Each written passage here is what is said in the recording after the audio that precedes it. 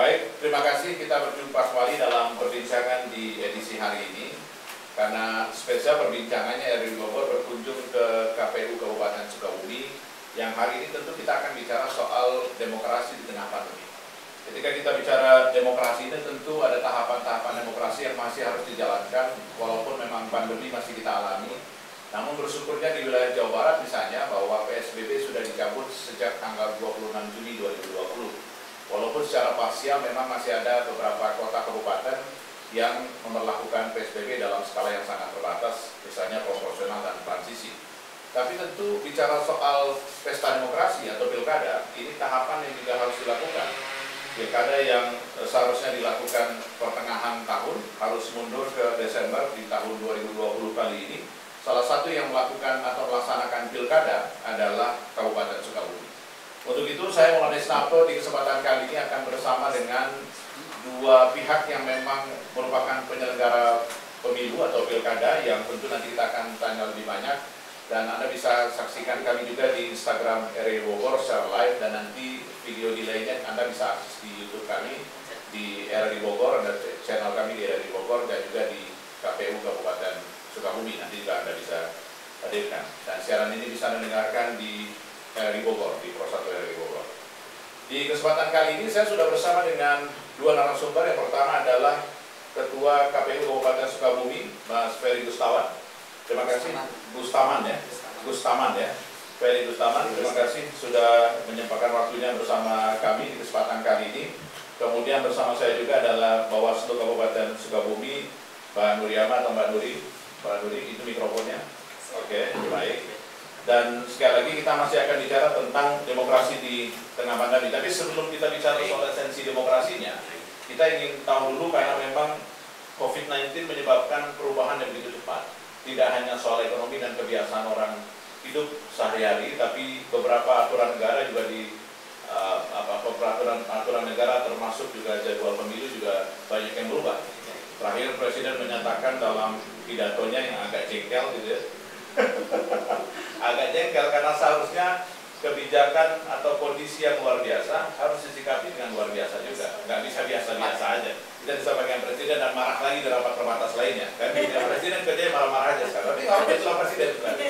Nah, kita ingin tahu sebenarnya kalau di Kabupaten Sukabumi, Mas Ferry, bagaimana tahapannya ketika ada perubahan dari awalnya berarti pertengahan 2020 menjadi akhir 2020. Apa yang terjadi dengan bagaimana adaptasi yang dilakukan teman-teman di KPU Kabupaten Sukabumi, Mas Ferry? Ya. Terima kasih, Mas Maulana. Mas Maul ya, Ya. atas pertanyaannya. Sebenarnya kalau di Kabupaten Sukabumi ini salah satu dari 8 kabupaten kota yang menyelenggarakan pilkada 2020. Kita ketahui bahwa persiapan kita sudah jauh-jauh hari dari instruksi dari tahapan ya ke KPU keluar nomor 15 itu kita sudah mulai itu bulan September 2019. Kemudian kita running anggaran itu Oktober ya, Januari. Tiba-tiba kita sudah membentuk panitia ad hoc dari mulai kecamatan sampai desa. Tiba-tiba bulan Maret itu KPU RI ya, setelah berkoordinasi dengan DPR dan pemerintah menginstruksikan kami menghentikan seluruh tahapan pemilihan ini. Jadi sekitar 2,5 bulan kita berhenti, tidak ada sama sekali kegiatan pelaksanaan pemilihan, baik itu sosialisasi ataupun kegiatan-kegiatan lainnya. Sehingga kita hampir 2,5 bulan itu tidak ada kegiatan sama sekali. Dan kemudian pasca ada RDP lanjutan dari pemerintah, KPU dan Kemendagri bahwa memerintahkan kembali KPU untuk melanjutkan tahapan pemilihan, yaitu tanggal 15 Juni 2020, dan saat ini kita sedang melaksanakan lanjutan tahapan itu. Nah, efek perubahannya sangat drastis. Yang awalnya kita ini normal ya, tanpa adanya pandemi, kemudian pasca kelanjutan kita ada pandemi, artinya secara pendekatan kegiatan pun sangat jauh berbeda. Nah, syaratnya setiap kegiatan kita itu harus memperhatikan protokol kesehatan, itu yang pertama. Jadi kalau misalnya kegiatan tatap muka atau kegiatan lebih banyak sebenarnya kita daring ya. Sampai saat ini daring. Tatap muka kita baru melaksanakan waktu pelantikan TPS, ya, untuk pelantikan TPS.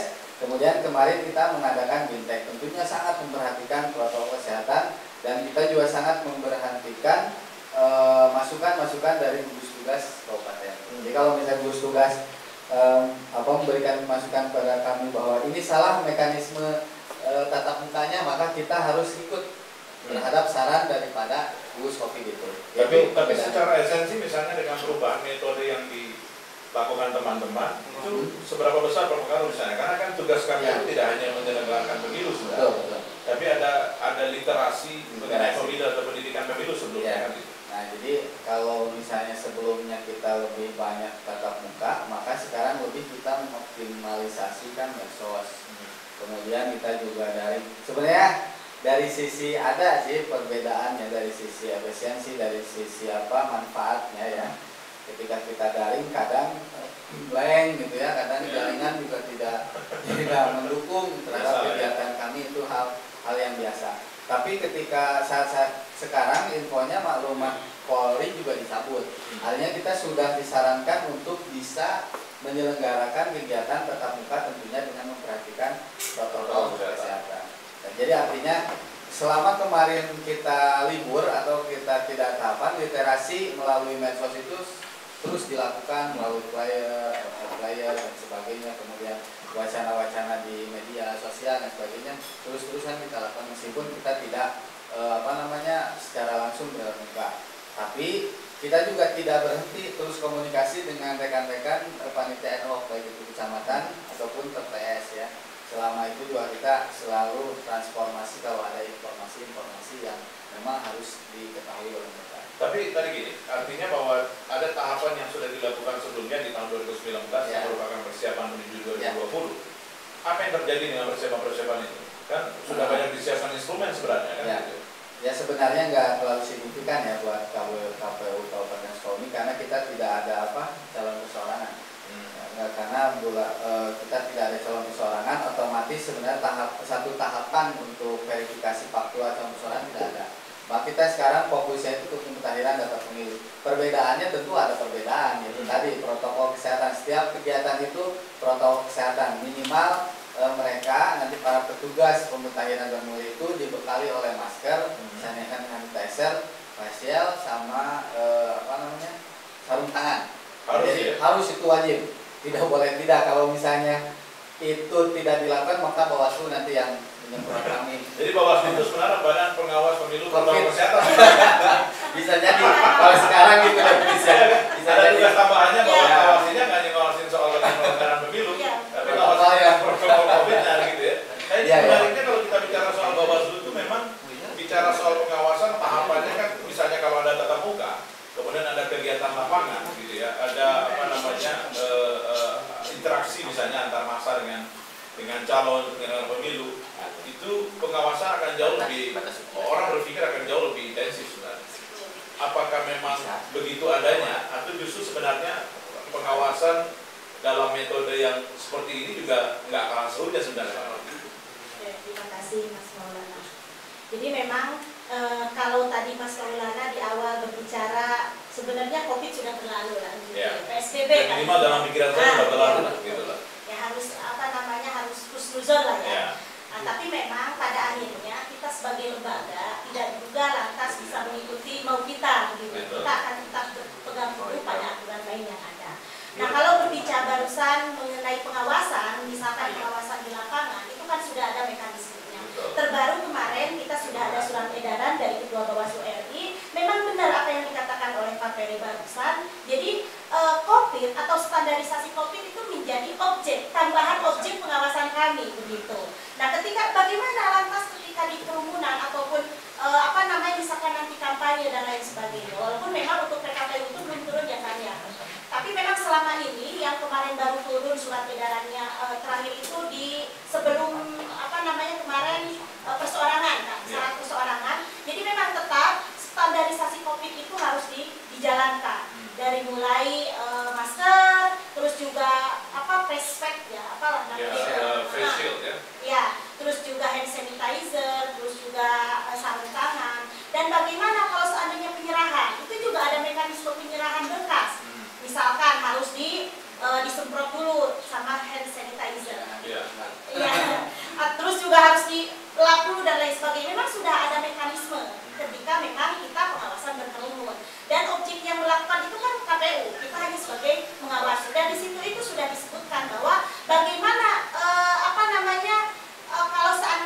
terjadi taruhlah tidak mengikuti aturan COVID. Nah, di situ juga disebutkan bahwa kita boleh melaksanakan ataupun menegur langsung. Jadi rekomendasinya adalah dengan cara menegur langsung. Ketika dia misalkan datang, satu orang yang menyatakan dukungan, mohon maaf kalau di kita kan tidak ada. Misalkan di 4 kabupaten kota yang melaksanakan pilkada dan kebetulan ada calon perseorangan, dan orang yang memberikan dukungan tersebut tidak memakai masker, maka Bawaslu berhak untuk menegur dan orang tersebut. Atau pihak yang didukung. Pokoknya yang pasti orang tersebut bagaimana caranya harus menggunakan masker. Oke, artinya bahwa itu memang akhirnya masuk dalam objek pengawasan gitu ya. Tambahan pekerjaan kami. Terus apa bedanya Bawaslu dengan gugus tugas? Sebenarnya kita akan selalu berkoordinasi, karena memang kan sekali lagi pemilu adalah salah satu yang penting, tapi keselamatan manusia juga jauh lebih penting. Oke, yang mungkin juga kita harus perhatikan misalnya apalagi komisioner-komisioner KPU dan Bawaslu hari ini di Indonesia, termasuk juga di Kabupaten Sukabumi masih muda-muda. Karena memang mayoritas yang menjadi potensi pemilih di Indonesia hari ini adalah mereka dalam usia yang sangat produktif dan akan mengalami bonus demografi di 2025. Artinya gini, bahwa tentu yang juga dikhawatirkan berdasarkan pemilu kemarin secara nasional itu Kang Ferry, itu adalah soal perspektif politik. Ditambah lagi model yang akan lebih banyak dikembangkan, Mas Ferry, adalah model daring.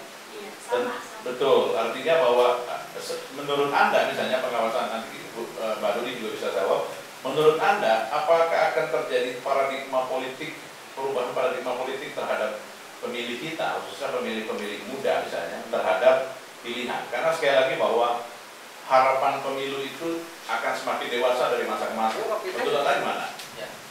Memang kalau dalam keadaan pandemi ini kita bisa memikiri ya adanya perubahan dari pola pikir pemilih itu sendiri.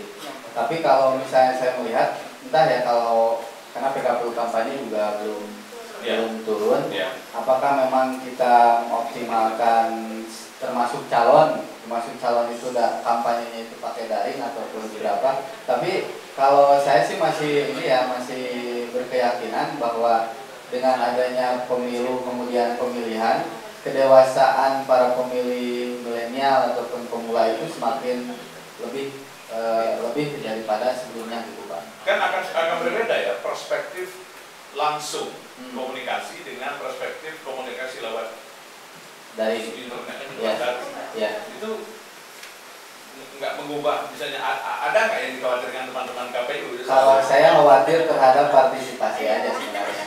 Kalau misalnya terhadap pola pikir, sebenarnya nggak ada kampanye pun yang namanya pilkada itu sudah terbelah mayoritas itu. Pasti. Pilihan itu sudah terbelah di awal. Kan gitu ya? Di awal itu sudah punya pilihan, tinggal memang hanya beberapa persen saja yang masih mengambang gitu ya.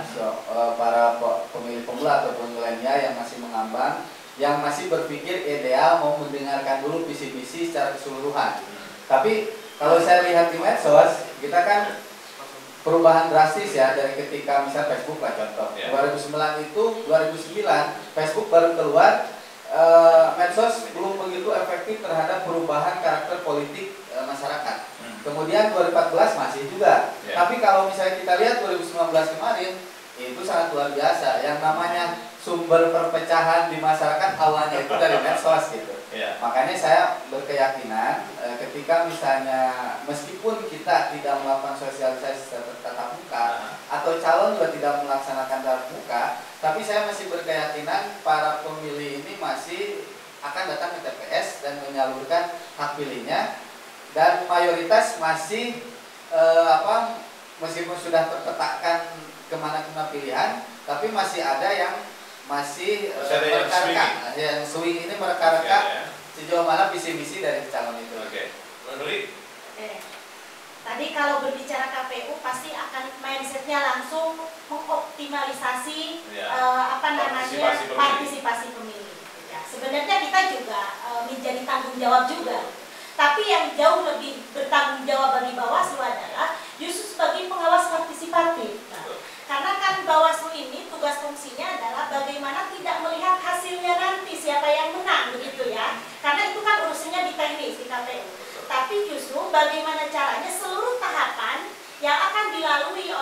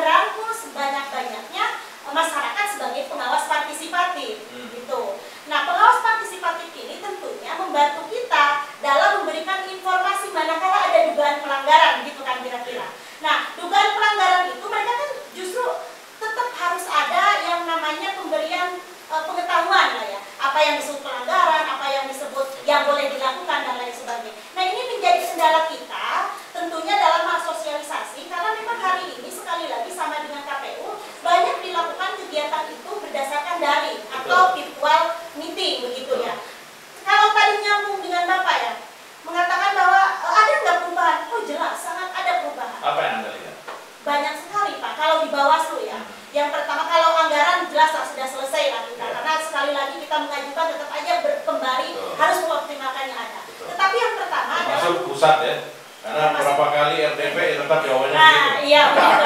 Walaupun memang kemarin kan ada kemarin kita tahan oret-oretan gitu ya, baru dioret gitu ya. Malah DPR mengatakan, salah satu anggota di DPR Johan Budi itu mengatakan kalau memang negara nggak mau bantu ya tunda aja. Nah perubahannya maksudnya bukan perubahan kekhawatiran juga ya, tapi sekali lagi kita tetap siap, apapun itu kita siap. Yang pertama adalah mengenai mekanisme tadi, sosialisasi. Jelas ketika memang sosialisasi lewat virtual meeting itu tidak akan seefektif ketika face to face, begitu Pak. Ya. Ukuran efektif itu apa ya? Ya karena gini, kita juga objek daripada virtual Zoom lah gitu ya. Kadang yang penting mungkin apa gitu dan lain sebagainya lah. Jadi kegampangan kita, maksudnya memang tidak ada yang disebut dengan efektivitas itu seberapa sih ininya gitu ukurannya. Tetapi kebanyakan orang yang mengatakan dengan mekanisme Zoom itu tidak seefektif ketika face to face, konvensional lah bahasa kita itu. Itu satu. Sehingga kekhawatiran kita ketika memang sosialisasi mengenai dugaan pelanggaran atau macam-macam pelanggaran gitu kan, tentunya mengajak partisipasi masyarakat itu ada sejenis takut, bukan takut lah, paling tidak sedikit yang akan ada melaporkan begitu ya, membantu kita dalam pengawas partisipatif. Misalkan ternyata di sana ada dugaan pelanggaran. Ya, karena hari ini kita kurang bersosialisasi, bukan kurang dalam artian tidak dilakukan, tetapi karena mekanismenya yang berbeda, maka akan sedikit untuk melaporkan kepada kita sebagai pengawas partisipatifnya gitu. Tapi tetap kita tidak patah arah. Kita menggenjot hari ini tentunya dengan mengoptimalisasikan seluruh anggota kita. Karena kan yang disebut dengan laporan itu ada dua, ada laporan dari masyarakat, ada temuan. Jadi hari ini bagaimana mengoptimalisasikan anggota kita, pengawas ad hoc kita supaya lebih gencar menemukan persoalan-persoalan di lapangan begitu. Karena kan kekhawatiran Bawaslu itu takut di dalam seluruh tahapan ataupun dalam satu tahapan ada persoalan gitu yang tidak sesuai dengan regulasi. Nah, terus yang kedua, kita juga solusinya adalah melakukan sekolah kader pengawasan partisipatif. Jadi karena memang pendekatan sekolahnya menjadi berbeda. Berbeda jelas. Materinya akan berbeda kan? Akan berbeda. Kalau materi tidak berbeda Pak. Pendekatannya berbeda. Pendekatannya tetap berbeda dengan dari. Tetapi kalau pengawasan partisipatif itu kan cukup selesai dengan sosialisasi gitu ya. Tetapi kalau sekolah kader pengawasan itu ada yang namanya simultan, terus kita rawat dan lain sebagainya. Terus juga kita coba dengan memberikan stimulan misalkan pulsa dan lain sebagainya gitu. Jadi kuota ya? Ya kuota. Jadi intinya tetap bagaimana caranya kita akan merekrut sebanyak mungkin pengawas-pengawas partisipatif yang memang tidak terikat secara normal, bukan normal ya, formal dengan kita gitu. Karena yaitu tadi bagaimana caranya pilkada hari ini pilkada yang memang yang sesuai dengan regulasi, berintegritas begitu Pak. Oke. Mas Ferry, yang menarik juga adalah soal efektivitas kampanye. Kita lagi membayangkan kampanye itu memang juga lewat finally atau akhirnya lewat medsos. Karena misalnya kan sekolah saja misalnya, orang yang semula pemerintah menyatakan Januari atau semester depan sudah mulai masuk sekolah, kemarin dalam rapat kabinet juga mengatakan kemungkinan dalam 1 tahun pun tidak masuk sekolah. Maka diikuti dengan kegiatan-kegiatan yang lain. Misalnya beberapa tempat dijadikan bagi kontestan politik sebagai tempat campaign misalnya, mulai dari tempat berkumpul orang sampai ke rumah ibadah sebenarnya. Ada nggak yang menjadi diskusi antara KPU kabupaten dengan calon misalnya atau tim kampanye calon, walaupun memang belum dibuka pendaftaran, tapi apakah itu menjadi satu concern khusus ya ketika mereka harus campaign dengan cara berbeda gitu tanpa tatap muka itu? Kalau dari KPU sendiri di tahapan memang belum masuk ke masa kampanye, sehingga kita juga belum tahu dan belum ada yang memang konsultasi ke KPU terkait itu. Tapi kalau misalnya kita lihat di undang-undang ya, Undang-Undang Nomor 10 dan Perpu Nomor 2, memang kampanye itu masih ada metode tatap muka. Jadi kalau undang-undang yang seperti itu menyebutkan artinya nanti di PKPU juga tidak akan jauh berbeda, adanya kegiatan tatap muka. Tapi kalau misalnya secara pribadi ya, saya pernah berbicara dengan salah satu yang akan maju gitu ya, bicara sebenarnya kalau yang namanya pengerahan massa secara banyak itu nggak efektif, ketua. Lebih baik kami itu door to door ke rumah-rumah, kemudian tatap muka secara terbatas dan sebagainya. Sebenarnya kalau misalnya kampanye secara rapat umum, mereka menghindari dari sisi anggaran juga kan keluarnya besar sekali. Kalau saya buka ya, misalnya 2015, calon itu mengeluh kalau misalnya ada rapat umum terlalu banyak. Misalnya kita kasih waktu itu 3 kali misalnya atau 2 kali rapat umum. Sebenarnya yang satu itu nggak dipakai, yang satunya dipakai, misalnya karena calon yang lain memakai, maka kami pun harus memakai rapat umum itu. Yang satunya nggak kepake karena dianggap bahwa secara biaya besar rapat umum. Tapi kalau yang efektif, menurut saya ya, efektif kampanye itu selain di medsos ya tatap muka terbatas.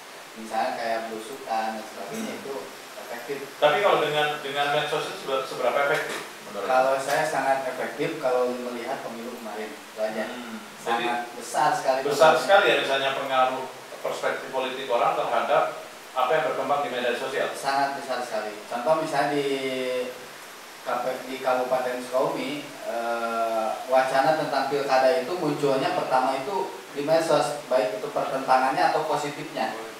Itu jadi medsos. Faksi itu justru terjadi di medsos dulu. Di medsos. Baru turun ke lapangan. Ya biasanya informasi awal itu di medsos, misalnya mengetahui partai ini arahnya kemana. Saya pribadi mengetahui itu di medsos, bukan dari obrolan warung kopi secara langsung di medsos, karena saya juga tidak mau melibatkan diri secara langsung ya, karena KPU. Tentunya saya melihat itu bukan di media cetak, tapi di media sosial seperti itu. Saat juga ya? Iya, saat itu taruh dulu baru ketemu kan. Salahnya berantem kan. Jadi biasanya nih ya, contoh yang paling lucu gitu ya, pertentangan di Facebook itu sampai ancam-ancaman, nggak tahu kalau di daratnya. Kan sepertinya apa ya, jago medsos ataupun apa, nggak tahu kalau di darat itu seperti itu atau enggak gitu. Bawaslu yang tahu. Ini Bawaslu yang mengawasi nanti. Bahwa medsos itu berujung ke dunia nyata atau di dunia nyatanya berbeda gitu. Kayaknya kalau ini kan bingung juga ya, tapi memang kalau melihat mengamati dari medsos, dunia nyatanya tidak jauh berbeda sih sebenarnya. Gitu ya. Jadi sesuai dengan apa yang ada di medsos begitu. Sama dengan KPR, kita juga mengamatinya sekarang tidak di media ini cetak, tapi lebih kepada Facebook gitu. Nah, kebetulan kan untuk Kabupaten Sukabumi banyak peminat itu di Facebook yang pertama, yang kedua baru di seluruh dunia masih Facebook. Oh gitu. Yang kedua Instagram. Yang punya orang Facebook juga. Iya, tapi sebelum produk apalagi yang penuh, yang punya Max Zuckerberg juga kan gitu. Facebook dia yang punya, Instagram dia punya, WhatsApp dia juga. Semua dia. Cuma dia, artinya bahwa memang itu kondisinya kan gitu ya. Iya, kondisi hari ini. Kan menjadi menarik ketika perjalanan saya dari Bogor menuju Sukabumi sudah mulai ada baliho-baliho, sudah ada mulai gambar-gambar alat peraga dan sebagainya yang dibuat mandiri pasti. Artinya saya membayangkan bahwa itu juga terjadi perseliweran di Facebook orang kabupaten atau di media sosial orang di Kabupaten Sukabumi. Pertanyaannya adalah tentu harapannya bahwa pilihan orang terhadap siapa yang dipilih tidak jauh berbeda ketika memang harus ada tatap muka baik umum maupun terbatas. Tadi Kang Ferry menyatakan pengalaman bahwa medsos itu sangat efektif. Tapi saya belum dapat risetnya loh. Yang saya punya itu adalah pada saat 2014 pemilu. 75% pilihan orang itu didasarkan atas pertemuan langsung. Bukan, didasarkan atas apa yang mereka lihat di media massa. Itu survei dilakukan oleh Poll Tracking Institute. Artinya, nah, apakah memang saya mungkin sebagai hipotesa bahwa Anda berdua adalah penyelenggara pemilu 2014, secepat itukah perubahan paradigma dari media konvensional, media massa menjadi media sosial memang punya peran sangat-sangat penting untuk akhirnya mempengaruhi perspektif politik orang. Gimana Kang Ferry? Ya, kalau saya itu bahwa medsos itu pesat sekali. Artinya dari ketika 2014 oke lah bahwa media massa itu berpengaruh terhadap pilihan ataupun informasi mengenai pemilu. Tapi kalau saya melihat kemarin 2019, kemudian Pilgub juga sama. Pilgub dari 2018-2019 pengaruh medsos itu sangat luar biasa. Contoh misalnya yang namanya Ridwan Kamil gubernur sekarang, itu kan promosinya lebih banyak di IG, lebih banyak IG dan Twitter. Gitu. Karena teman keduanya Derajat Saiku itu di WhatsApp group. Ya, makanya itu kan menurut saya apa ya, kalau beda apa-apa. Nggak apa-apa, nggak masalah. Kalau membaca kecenderungan. Tapi tidak memungkiri juga bahwa media-media konvensional masih pengaruh kita juga. Karena faktanya misalnya hari ini walaupun kami siaran radio, kami konversi menjadi YouTube, kami konversi di semuanya dan kami live di IG. Itu lagi live. Jadi orang masih tahu apa yang menjadi obrolan kita. Artinya bahwa itu diyakini menjadi satu fenomena yang sangat terus berkembang. Gitu ya.